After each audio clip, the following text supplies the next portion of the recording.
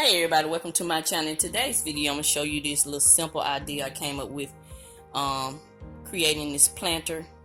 Using these two planters from the Dollar Tree, you just glue them together and spray paint them if you like, or you can leave them like they are. This is one of the simplest DIYs I think I've done all year long. So I just wanted to share this idea with you guys. If this is your first time visiting my channel, welcome.